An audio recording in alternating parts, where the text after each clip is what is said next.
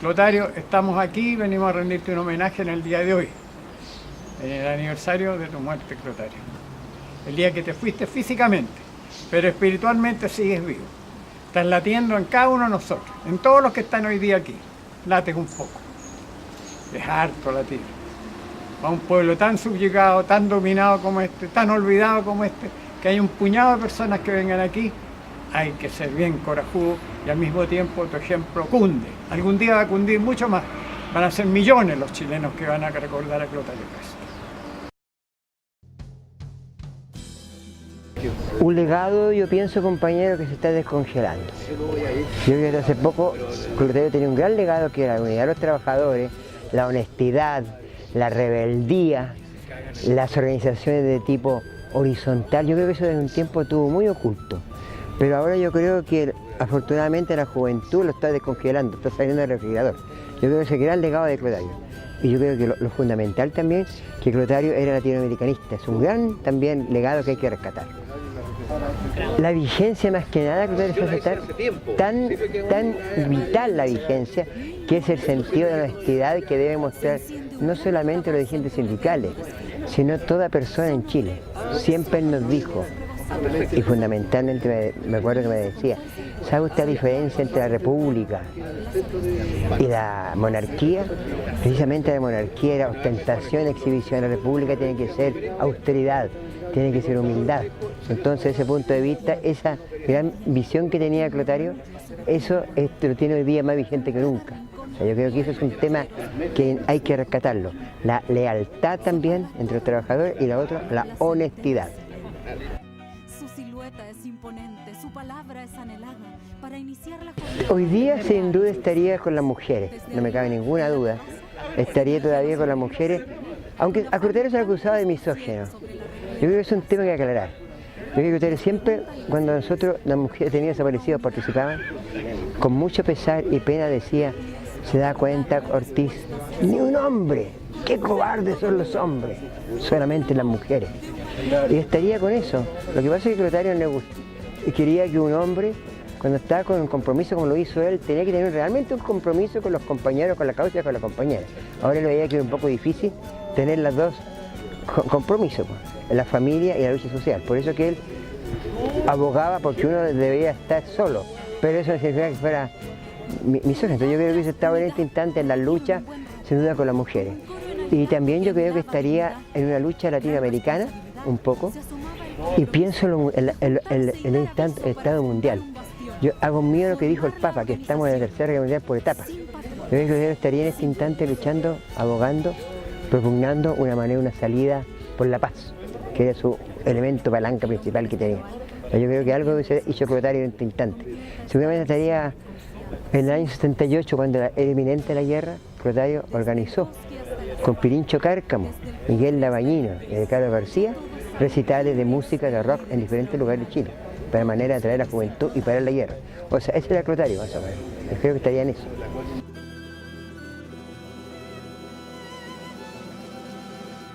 Yo creo que los trabajadores tienen de nuevo la gran misión, compañera, de lo que se hizo en 1910. Hay que luchar contra la ficha. En 1907 se luchó contra la ficha. Hoy día la ficha es la tarjeta de crédito. Yo creo que esos trabajadores ha llegado al momento que piensen también en organizaciones de tipo auto de sustento. Debe pensar en las cooperativas, el autogestión. Yo creo que una alternativa en el mundo sindical es crear cooperativas para que sean los trabajadores que administren la economía. Yo creo que cuando hagamos eso, compañeros, vamos a estar emancipándonos como tal, porque no sacamos nada de la democracia política si no tenemos democracia económica, y que eso, mientras no tengamos nosotros el poder de la economía, vamos a seguir siendo explotados. Pertenezco al CODES, el Comité de Defensa de los Derechos Humanos y Sindicales, organismo que creó Clotario Blesa en 1970. En esa oportunidad realmente no se creó el CODES como existe hoy día, sino que se creó el CODES como Comité de Defensa de los Derechos Humanos. Fue en una época en que la policía política, un organismo que había creado el gobierno de Frei, se dedicaba a perseguir a todas las personas a todos los opositores, pero no opositores vinculados a las grandes empresas, sino que a los trabajadores. estudiantes y trabajadores. Entonces, Clotario creó un organismo que se llamó Comité de Defensa de los Derechos Humanos, y es la primera vez que se empieza a hablar de derechos humanos en Chile en forma ya, yo diría, oficial, así públicamente.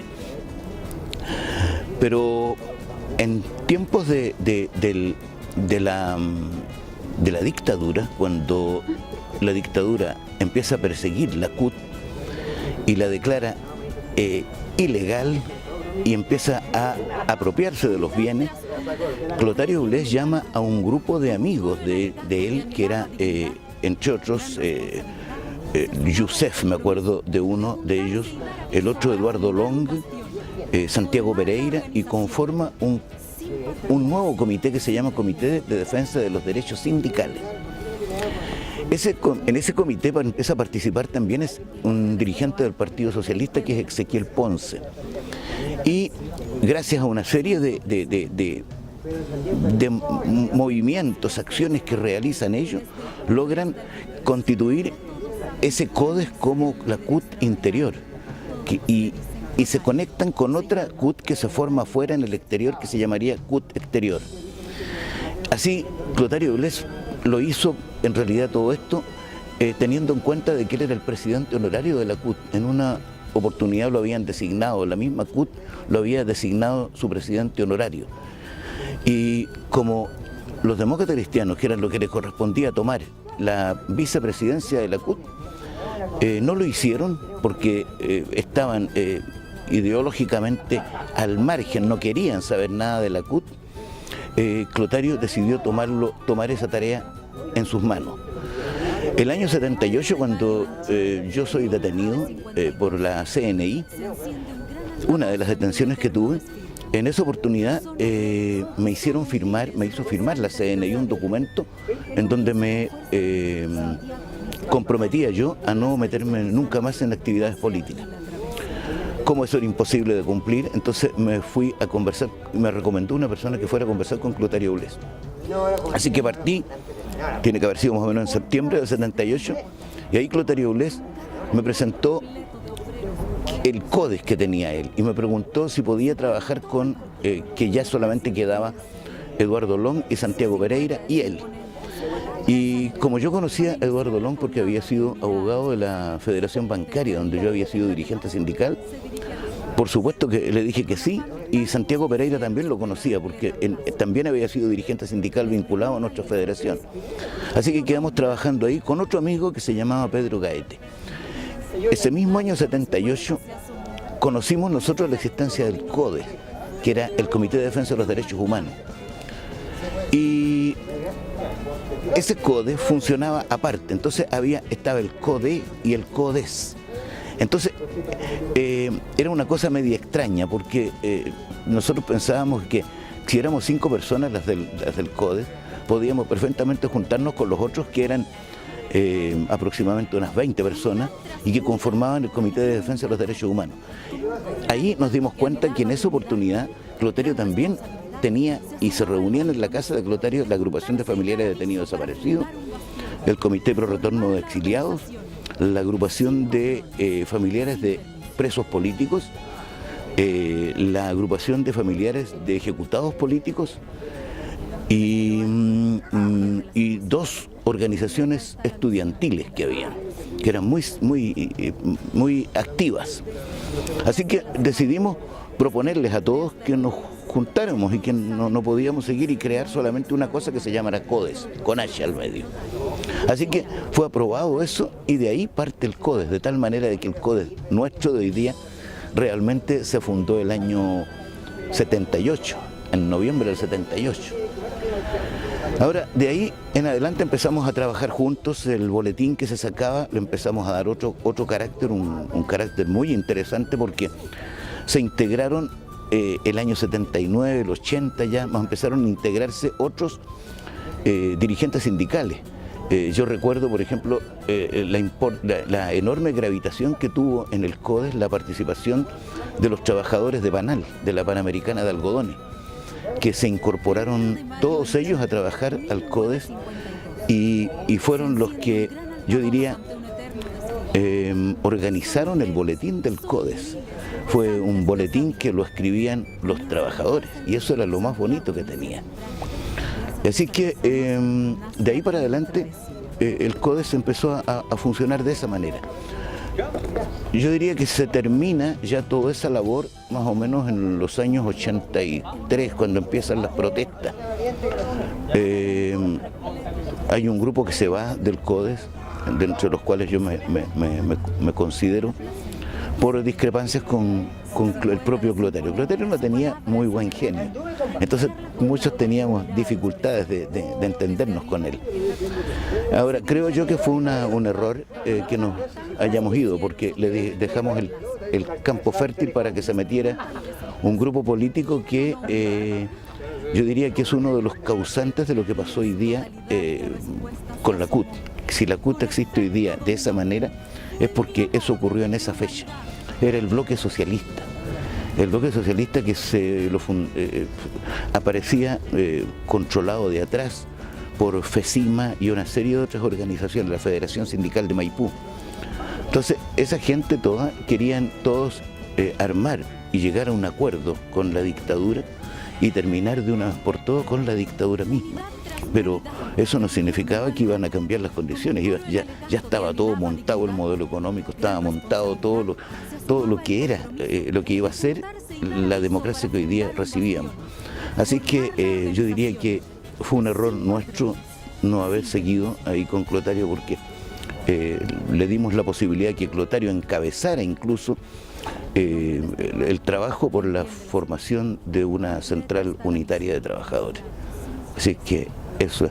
Ahora, el legado de Clotario yo creo que está vigente. En primer lugar, la independencia de los trabajadores respecto de los partidos políticos. Las organizaciones sociales y sindicales tienen que trabajar independientemente de lo que piensen los partidos políticos. Los partidos políticos no pueden cazar y quedarse ellos controlando las organizaciones sociales ni sindicales, sino que eso tiene que ser una cosa amplia de conversación con toda la gente, y que represente la opinión, aunque sea hasta de los de derecha, porque es una organización de personas, una organización de sujetos que no están todos vinculados a los partidos políticos. No tiene por qué exigírsele eso. Así que yo pienso que la independencia sindical, la independencia de las organizaciones de los partidos políticos es uno de los grandes legados de Clotario Blest. Otro, yo pienso que es el internacionalismo proletario. Clotario Blest, junto con Juan Lechín, se pusieron de acuerdo. Juan Lechín es el organizador de la COB obrera, de la Confederación Obrero Boliviana, o la Central Obrera Boliviana. Y en esa época, cuando Juan Lechín, el año 52, la forma, Clotario lo hace el 53 aquí en Chile y forma la CUT. Entonces, porque creían que se podía hacer una gran central para toda América Latina, internacionalismo proletario.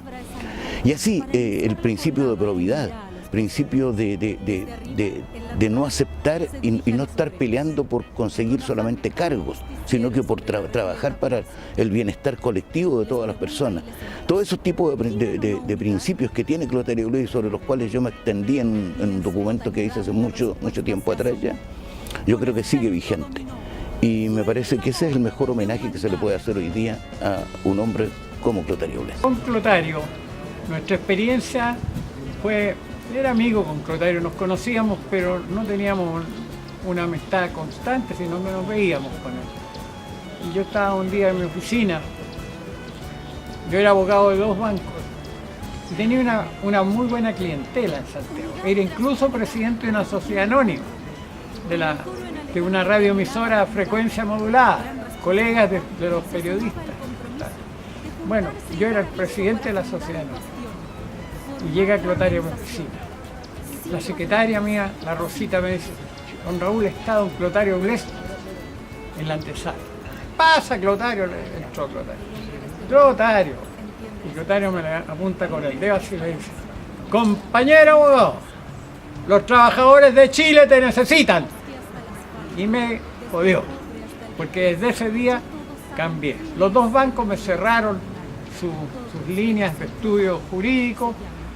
La empresa, el directorio de la sociedad anónima de la cual yo era presidente me visitó en esa semana, a los 3 días después: señor presidente, tenemos crédito en los bancos, pero nos han amenazado de que si usted sigue siendo presidente de la sociedad anónima, como usted es abogado de derechos humanos, nos van a cerrar todos los créditos.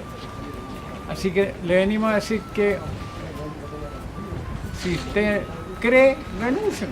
Sí, no se preocupen, yo renuncio. Le diría: mira, Clotario, la clase trabajadora chilena sigue siendo explotada. Los poderosos tienen hoy día el mando en Chile. Los grandes consorcios financieros son los que mandan en este país. El pueblo chileno está aplastado como siempre. No solo los mapuches, todos los chilenos estamos aplastados por la clase dominante. Y esa clase nos rige aparentemente en una democracia protegida, que yo la llamo democracia protegida porque esa es la realidad, más protegida que democracia. Y los que protegen son los grandes consorcios financieros. Nada menos que su excelencia, el señor presidente de la República, está claro, él puso todos sus bienes en fideicomiso, pero el fideicomiso sigue funcionando y las empresas también. Y el día que deje de ser presidente le devuelven el billete multiplicado, aunque no lo haya manejado él, porque esto es automático. Él ganó todos sus negocios, lo hizo a través de las empresas de la Corfo. Ustedes no saben esa historia, se la voy a narrar en forma muy sucinta. El señor Pinochet, en su tiempo, decidió que todas las empresas que había creado la Corporación de Fomento de la Producción en Chile, creada por don Pedro Aguirre Cerda, todas esas empresas debían ser privatizadas y vendidas al mejor postor. El único postor que hubo para todas ellas se llamaba Sebastián Piñera Echeñique. Él las compró todas con 2 créditos que tenía listos en 2 bancos. Compró todas las empresas y esas empresas son la fortuna de él, que hoy está en fideicomiso mientras él nos administra como presidente. Y el problema de la unidad tiene que ver con la actitud de los partidos frente a los movimientos sindicales y sociales. Por eso lo estoy sacando a colación, que es algo que tenemos que tener en cuenta permanentemente, que a veces los movimientos sociales y sus consignas coinciden con sus intereses y ellos van a estar apoyando. Pero cuando no están de acuerdo con sus estrategias políticas, ellos obviamente estorban, entorpecen y desvirtúan el objetivo de los movimientos sociales, en este caso de los trabajadores. Y para el tema de la unidad, como lo estaba mencionando Felipe, yo creo que sobre todo la generación joven tiene que estudiar mucho todos estos procesos que nosotros hemos tenido, que nos ha costado mucho. A Clotario, ustedes saben todo lo que les costó, habían 2 CTC, la de los 2 Bernardo, y generar una central única de trabajadores no fue fácil.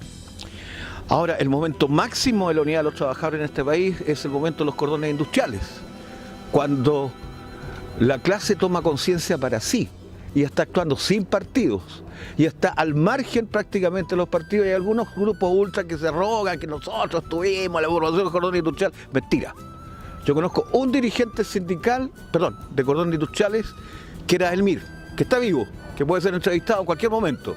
Y preguntémosle la política del MIR con respecto a los cordones industriales. Ignoraron el proceso a cambio de negociaciones con la Unidad Popular, que es otra historia. Pero hay que estudiarla. Hay que entender el rol de las supuestas vanguardias políticas revolucionarias, no estar en contra de ellos, por supuesto. Clotario fue el que más visitaba y ayudaba a sacar compañeros del MIR cuando estaban presos, ¿ya? A pesar que también lo expulsaron del MIR, una organización que él fundó. Entonces, toda esta experiencia, compañeros, hay que asimilarla, no es por casualidad. No solamente ha pasado en China, en Chile, ha pasado en China, en la Unión Soviética, etcétera, en todos los países donde han habido procesos revolucionarios, y esas cosas nosotros tenemos que estar conscientes. Y sobre todo el periodo de los cordones industriales, donde Clotario visitó los cordones, estudiaba los cordones, y él no era por casualidad, era porque estaba viendo que había un proceso ahí interesante.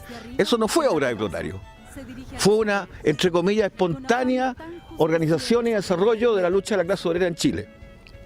Entonces, eso es lo que nos enseña el ejemplo de Clotario, las vías que él señaló, la independencia, la autonomía, la conciencia de la clase para sí, el partido de los trabajadores, como lo decía. Sí, tiene que haber organización política. Nadie dice que no debe haber política o una estructura organizacional política. Lo que tiene que haber es una estructura política que no genere burocracia, que nos genere Politburó, que nos genere el secretariado político donde la base no puede controlarlos, donde ellos después terminan negociando a espaldas nuestras. Históricamente se repite y se repite. Entonces tenemos hoy día algunas herramientas que ya están a nuestra mano, y con esto termino. Por un lado, lo que en Venezuela han tratado de implementar, que es la revocabilidad al político, sí, dirigente, compañero, pero usted se le puede cambiar en cualquier minuto. Usted obedece al mandato de la base social, no de su grupete que se creen intelectuales y vanguardias revolucionarias. Y ya estamos hartos y cansados de esa experiencia. Y segundo, la democracia directa y la democracia participativa. Aporte que los pingüinos chilenos nos han regalado en la práctica y con ejemplos concretos. ¿Ya? Y cosas que obviamente eran parte del legado de los principios glotarios. Estamos llegando entonces al término del acto. Esto es lo que hacemos todo el tiempo y lo único que me queda es invitarlos para el 17 de noviembre, a ver si nos encontramos nuevamente aquí. Una última cosa, sí, yo, como cuentan siempre, en estas oportunidades se cuentan siempre chascarros y cosas simpáticas de Clotario. Yo no me olvido de una cosa que dentro de la tragedia que era tener un gobierno militar encima, me hacía siempre sonreír, porque Clotario tenía una forma muy simpática de definir a los militares. Decía que los militares, siendo que su padre había sido militar, él decía, los militares son flojos que se levantan temprano. Y eso es fantástico. Yo creo que esa es una de las grandes cosas de Clotario. Nosotros del Movimiento de Trabajadores de Clotario Blest, hoy día no pudieron venir todos porque es día laboral y la mayoría, la mayoría son dirigentes sindicales. Habemos algunos aquí presentes, está la compañera Katy, que es del diario El Irreverente, que el mes pasado sacamos un artículo en la portada donde de alguna manera intentamos también realzar la figura, que no se necesita realzar, pero lo que falta hoy día en los trabajadores es información al respecto de Clotario Blest. Y esa falencia la estamos haciendo por medio del diario, y nosotros invitamos también a que todos difundamos la obra de Clotario Blest por medio de las redes sociales. El viernes pasado nos juntamos en una actividad que fue bien íntima y bien mística también, donde quedaron algunas líneas, como por ejemplo poder crear una organización de grupos que hoy día admiramos el trabajo de don Clota, ¿cierto? Y eso quedó pendiente. Yo creo que no hay que dejarlo ahí nomás, sino que hay que tomar la iniciativa y poder seguir avanzando con la figura de don Clota. Nosotros como Movimiento de Trabajadores de Clotario Blest estamos dispuestos a juntarnos, a hacer reuniones, asambleas, lo que sea necesario para poder acumular la fuerza y cumplir esos objetivos, que serían también una manera bien práctica y bien significativa para don Clota y principalmente para lo que a él más le importaba, la clase trabajadora. Eso, pues nosotros queremos agradecer al CODES por haber participado en nuestra actividad. Lo que estamos grabando hoy día acá va a ser editado, lo vamos a lanzar por medio de la página del diario, y también vamos a hacer algún archivo para mandárselo como pequeño homenaje también al día que ustedes hoy día están recordando. Así que eso, pues decirle que para nosotros, trabajadores sindicales nuevos, con muy poca experiencia seguro, la figura de don Clota es tremendamente importante. O sea, nos tomamos de elementos como la autonomía sindical, no como solamente el concepto, sino tratamos de hacer ejercicio todos los días al respecto de eso. La independencia de nuestras organizaciones al respecto de los partidos políticos, hoy día hay algo que tratamos de poder resguardar. O sea, en nuestras organizaciones hay distintos pensamientos, distintas ideas de cómo poder avanzar, cómo poder hacer avanzar a la clase trabajadora. Lo que sí no permitimos es que los partidos políticos tomen decisiones en relación a las asambleas que nosotros realizamos, y eso es muy importante. En las negociaciones colectivas que defendemos con nuestra gente, tratamos de que en cada proyecto colectivo podamos incluir algunos elementos que don Clota defendía. En este caso, por ejemplo, la posibilidad de revocar a los dirigentes cuando hacen mal uso de su condición de dirigente y de fuero. Son elementos centrales que nos permiten ir poder recordando a Clota, no solamente en estos discursos, sino en el trabajo práctico de las organizaciones sindicales que hoy día donde estamos. Pues. Así que eso, pues, muchas gracias por habernos invitado, nosotros también estamos muy contentos de estar acá y ojalá el próximo año seamos cada vez más. Pues, eso. Y un gritito para Clotario. Clotario Bres, presente, ahora y siempre.